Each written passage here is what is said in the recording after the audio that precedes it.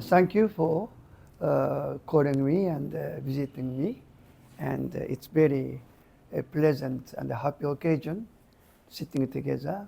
And all your questions put forward to me is very deep and significant meanings and issue and the question of Gandhara as a civilization and many aspects you described already is really a rich subject.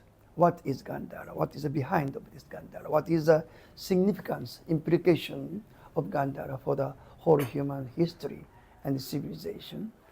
There are many aspects, as you said. So I slowly to present my understanding and my experience of Gandhara. So first, in all human history, Gandhara is very unique, very special. Gandhara is a name of local place. But Gandhara as a civilization is not local. It's universal. It's global. And before, we know as Gandhara civilizations, it is quite Buddhist element. But before Buddha appeared in Indian subcontinent, before Buddha's influence reached to this region of Gandhara, there is already the long process of preparation, so-called ethnic, many different peoples is migrating into Indian subcontinent. And very these locations as a geography is a hub of every directions, wave of migration of the people over millenniums, tens of thousands, millions of years. This location as a geography was the hub of the wave of so many different people coming and merging and meeting and mixing. Millennia, long time, including the original local population here and Indus civilization, which is also deeply connected with Mesopotamia, and Dravidian peoples in Indian subcontinent, and so-called Aryan people, which is coming from Europe, Aryan peoples. And more important is Central Asian nomad people, horse riding people. It's a wide range of nomad people. It's called Skitai, skiff, sometimes called Saka. And they are beyond the Himalaya mountains, another side of Eurasia. It's a wide steppe, grasslands from Black Sea and Caucasus and all Central Asia up to North China, Mongolia, Korea. It is like an ocean of grassland. And first time in the human history, people begin to travel in this huge space thanks to human beings to learn how to use horse. The people who use a horse is the first people in human history of the mobile people, non-stopping, constantly moving. So there was a lots of accumulation of human cultural experience and the development by the nomad people, and all of them seeking for the warm land from the cold land, coming to the south. And there is a route, like Indus River, Indus Valley, and from the Afghanistan side, they are all coming to the warm Indian subcontinent. Here is a gateway, connecting Indian subcontinent and reach North Eurasian steppe horse riding people. And here is a hub of the meeting point. Aryans and nomad people and original people. And there was a soil which is ready, fertile enough to get many high wisdom, spiritual experience accumulating. And first of all, Buddha is the one who's embody and symbolize all this spiritual experience of every trend of the people of the Indian subcontinent, Indian civilization, and Aryan civilization, and North nomad peoples' culture and spirituality is all coming together. And then time came, one personality, which embodying all this accumulating experience and spirituality, come to the such a height, which we call is the highest awakening, supreme enlightenment. It's like a Nirvana. Roots come to grow and flower. Yes. In That Pashto, is- we called it Barsandeval. Yeah, that is the Buddha's wisdom, is a embodiment of this. All fusions and merging and enrichings, and upon this futile spiritual, cultural, civilizational soil, Buddha is the one which personally embodies that highest awakening, deepest awakening of the human spirituality. This is 6th century BC. This is the one preparation. And this Buddha's time, Gandhara, the Takshila, is already the center of knowledge. When Buddha was born, India was many different small kingdoms. Many royal families and kings are sending their sons for the education in Takshila.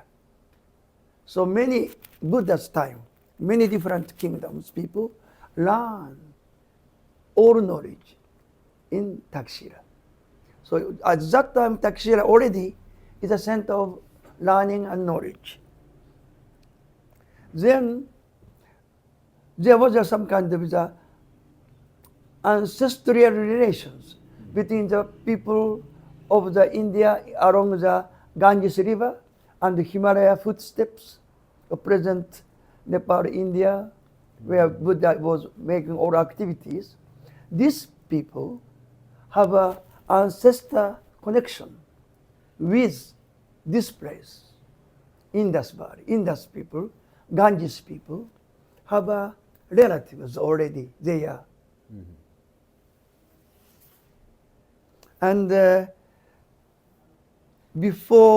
Buddha, one very special history-making event took place here, which is Alexander the Great from Greek reached up to this place. This is in the all human history of civilization. It is a very unique, special, epoch-making. And together with Alexander the Great Eastern campaign and march, here is a meeting point. And why Alexander? He was less than 30 years old, young man, but he became the biggest conqueror in history. But motivation of it, and Alexander is already the student of Aristotle, the philosopher, of Greek philosopher. And they are yearning for some breakthrough, philosophical, intellectual, knowledge breakthrough. So far they have their own horizon. They want to widen and break through and find the new discovery of intellectual achievement. They are attracted to come to India. It is not the military conquest, not military ambition. It is intellectual and spiritual search for the new horizon of wisdom. They are attracting each other. And Alexander bound to come, destined to come to India, these places. And here, first time, Alexander and their all Greek soldiers are meeting with new spirituality, new civilizations.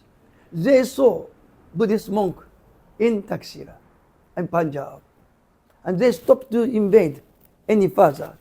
There was a monks. It was accompanied famous historians with Alexander wrote down it.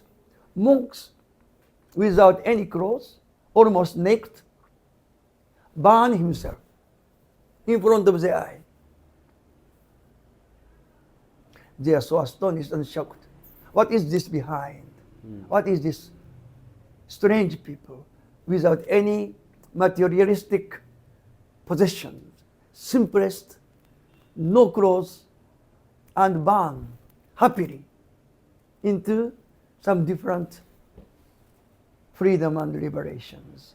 And this is the direct experience of what Buddhist monks' attitude to the life, which is completely different from the Greek attitude to the life. So it was such a profound spiritual, cultural shock, such experience they have. And anyway, not only militarily, they gave up to go further to the east. But same time, they begin to change. They want to settle. And many soldiers that Alexander brought from the Greek didn't return to Greek. They settled here. But it is not only the Greek soldiers. Many of them are Persian soldiers and also nomad soldier, which is the horse riding. They are the best horse rider fighter. They are skiff, skitai, sometimes saka. They are, and by the way, Pashtun is a descendant of Saka. You are the horse rider, and you are the fighter. You are the arrow and the horse fighter. It is your blood. It's coming from Saka. And they are all coming together here and settled. There, another epoch-making history, which is appearing of Ashoka. 100 years later, after the Greek Alexanders came and settled. Then 100 years later, another king from India. He was also best fighter, conqueror, and first time in Indian history, they unified one empire. First time. All different kingdoms were unified. But this conquest of India with brutal military means, with tragedy and bloodshed and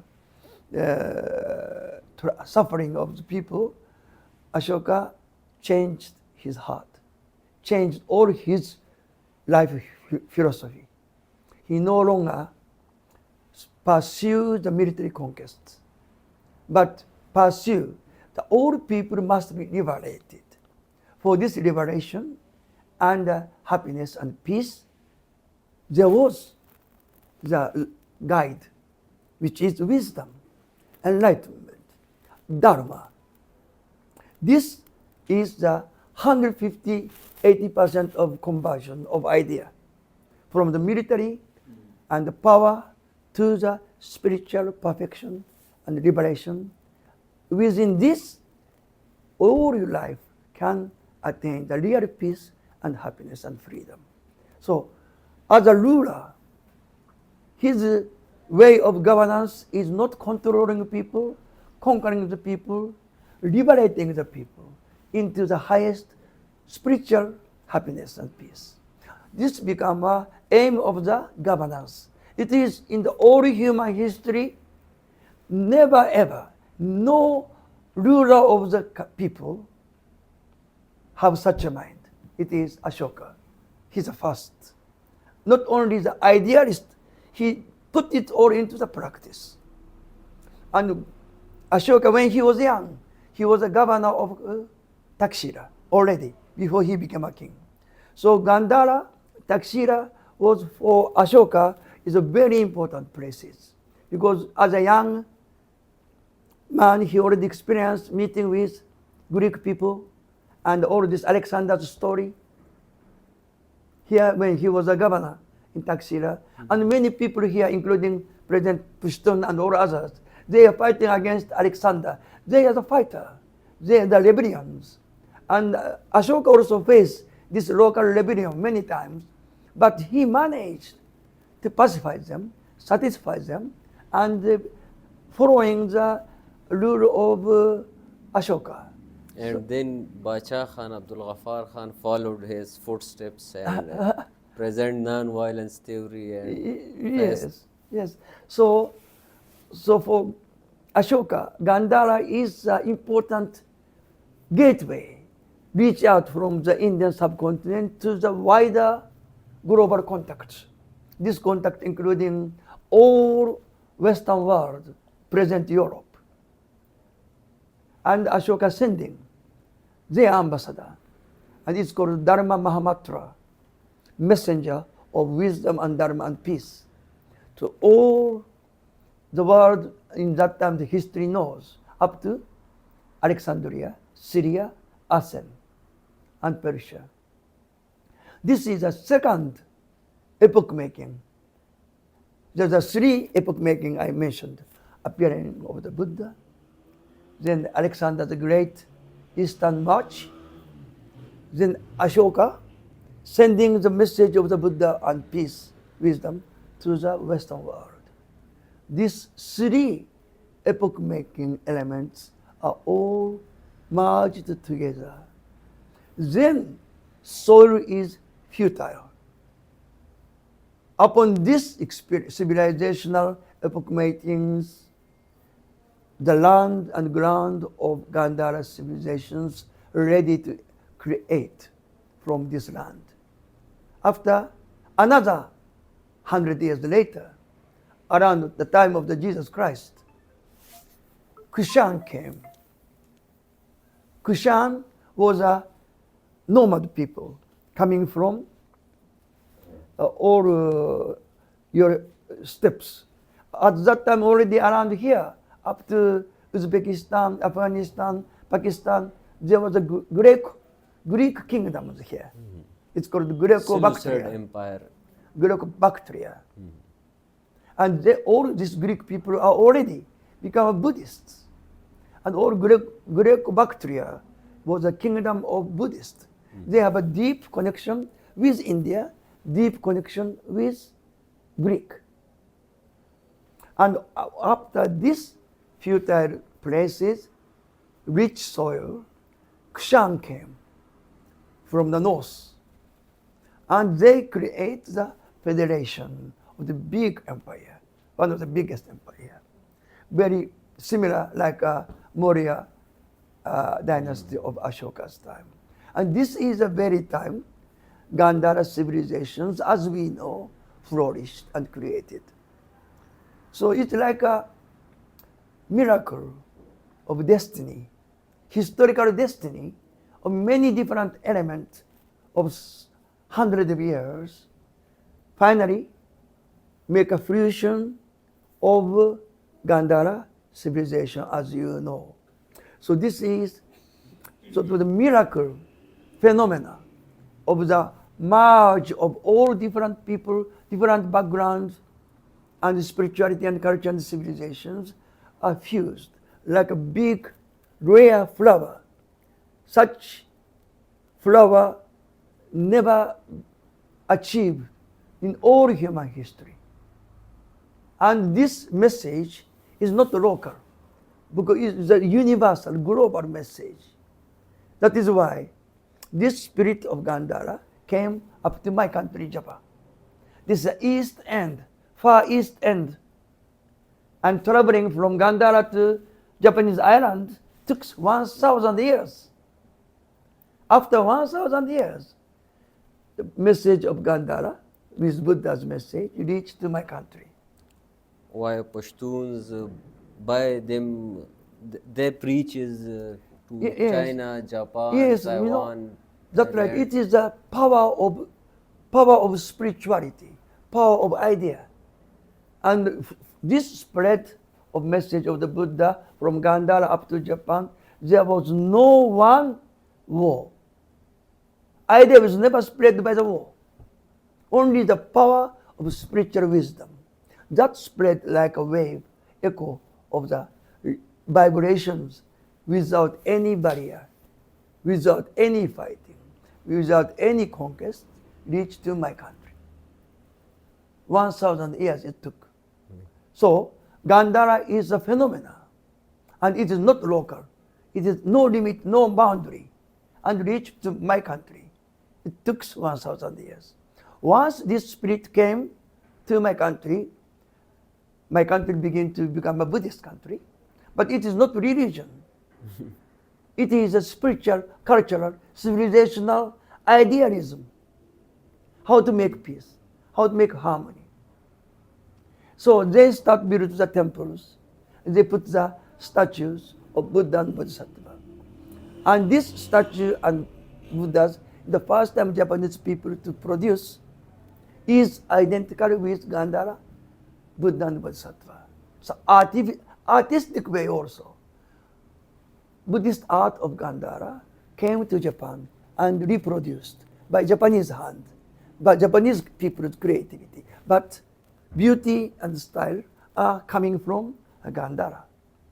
Not only message of spirit, but the artistic style also came up to my country.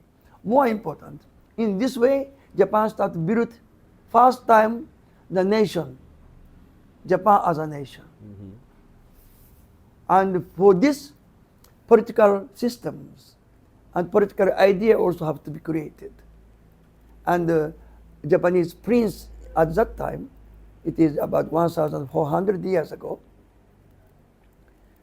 wrote down the constitution. And it is in all Asian history, it is the earliest written constitution in Asian history. And this written Japanese constitution, 1,400 years old, is all based on the Gandhara idea. And I am now studying the old Buddha's teaching in one book. This book that I am reading now is translated 1,600 years ago. This book, original manuscripts, recently discovered in Gilgit. And this Gilgit manuscripts is existing oldest original manuscripts. And what it was written in the Gilgit manuscripts are identical of the books now we are studying in 21st century.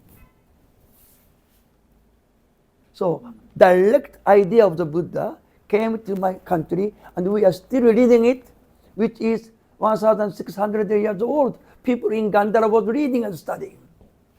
It is a proof how deeply connected.